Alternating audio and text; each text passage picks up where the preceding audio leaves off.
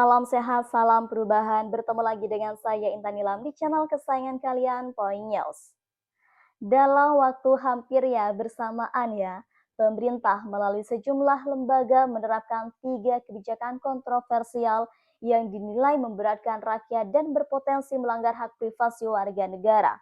Ketiga kebijakan tersebut meliputi pemblokiran rekening bank yang menganggur selama 3 bulan, kemudian penyitaan lahan tak produktif selama 2 tahun, dan peluncuran aplikasi serta sistem pemantauan penghasilan individu oleh negara.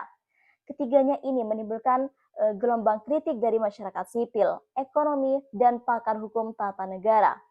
Pusat Pelaporan dan Analisis Transaksi Keuangan atau PPATK bersama sejumlah bank seperti BNI, BCA telah mulai menjalankan kebijakan pemblokiran rekening yang tidak aktif selama 3 bulan. Aturan ini menurut PPATK merupakan bagian dari pencegahan penyalahgunaan rekening dermawan dalam praktik pencucian uang. Namun langkah ini bahkan juga menimbulkan kekhawatiran di masyarakat. Banyak warga yang menyimpan dana darurat atau tabungan kecil di rekening yang jarang digunakan merasa khawatir akan kehilangan akses ke uang tersebut. Mereka tanpa pemberitahuan yang jelas, ini bentuk pembatasan hak ekonomi warga. Bahkan tidak ada batas minimum nominal yang dikecualikan, mau tabungan 50.000 pun, kalau tidak dipakai bisa diblokir, ujar ekonom Indef Nailul Huda. Bahkan tak kalah menggemparkan pemerintah melalui Kementerian ATR BPN menyatakan bahwa lahan yang tidak dimanfaatkan sesuai izinnya dalam kurun waktu 2 tahun akan dianggap sebagai tanah terlantar dan berpotensi disita negara melalui mekanisme bank tanah. Aturan ini diambil dari Peraturan Pemerintah PP Nomor 20 Tahun 2021 tentang penertiban tanah terlantar. Bahkan pemerintah berdalih bahwa kebijakan ini untuk mempercepat redistribusi tanah dan pemerataan ekonomi. Namun kritik datang dari organisasi petani, aktivis agraria, dan pengamat kebijakan publik. Mereka menilai bahwa kebijakan ini akan banyak menyasar masyarakat kecil, petani, atau pemilik lahan yang kesulitan modal untuk mengelola tanahnya. Yang dikejar bukan konglomerat tanah atau mafia properti, tapi petani kecil yang tak punya alat produksi. Ini bentuk legislasi perampasan tanah secara halus kata Dewi Sartika di Konsorsium Pembaruan Agraria kepada CNN Indonesia. Selain itu, publik juga dibuat resah dengan penguatan sistem pemantauan penghasilan warga negara oleh Direktorat Jenderal Pajak melalui aplikasi dan pelacakan digital berbasis data transaksi dan profil keuangan. Aplikasi seperti MPN Pajak, M-Pajak, dan e-billing dikombinasikan dengan data dari aplikasi dompet digital. Kini memungkinkan pemerintah bisa melihat pola penghasilan dan belanja warga. Bahkan pemerintah menyebut ini bagian dari automatic exchange of information untuk membasmi pengemplangan pajak.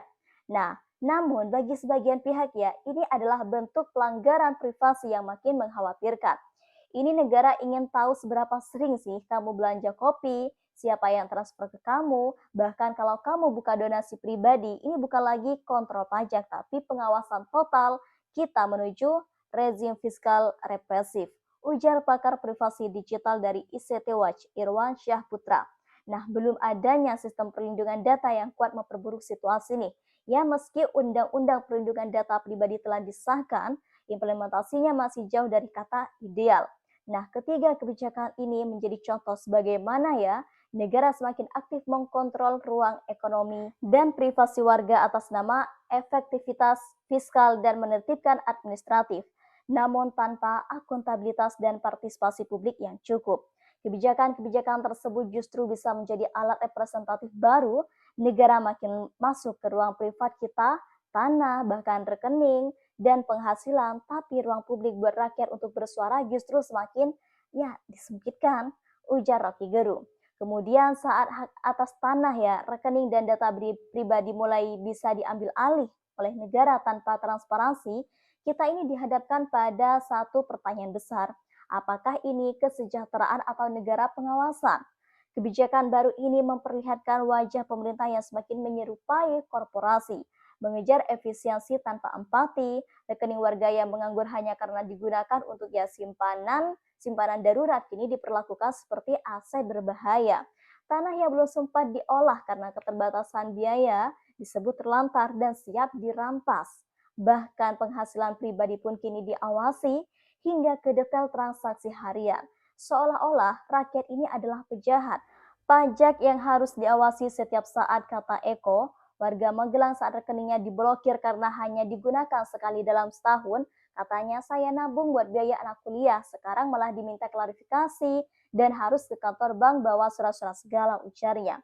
Kecenderungan pemerintah mengedepankan regulasi berbasis digital semakin nyata, namun alih-alih memberdayakan rakyat, digitalisasi justru menjadi instrumen pengendalian. Banyak warga tak menyadari bahwa data transaksi dari e-wallet, marketplace, hingga akun bank kini bisa dikonsolidasikan untuk profiling penghasilan mereka tanpa pemberitahuan eksplisit.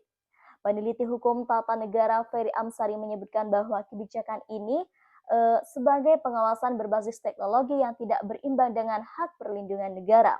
Negara yang hanya ingin tahu semua hal tentang rakyat tapi enggak transparan soal bagaimana data itu digunakan, siapa yang mengakses, dan bagaimana mekanisme gugatan atau keberatannya. Nah, katanya kepada media independen, yang paling ironis nih dari kebijakan-kebijakan ini adalah ketidakadilan dalam penerapannya. Rakyat kecil diawasi rekeningnya, ditagih produktivitas tanahnya, dan diminta patuh penuh pada pajak. Sementara itu, praktik penggelapan pajak korporasi besar, konglomerat tanah yang tak digarap puluhan tahun, atau aliran dana jumbo tak berizin tetap lolos dari radar. Kebijakan ini tidak berdiri sendiri ya. Ketiganya menunjukkan pola pikir pemerintah saat ini yang bergerak ke arah kontrol berbasis regulasi diam-diam. Tidak perlu pengarahan aparat, tidak perlu pemukulan ataupun pelarangan unjuk rasa, cukup dengan surat dari bank, notifikasi dari kementerian, atau update sistem di balik aplikasi, maka hak rakyat bisa dibatasi tanpa perlu sidang.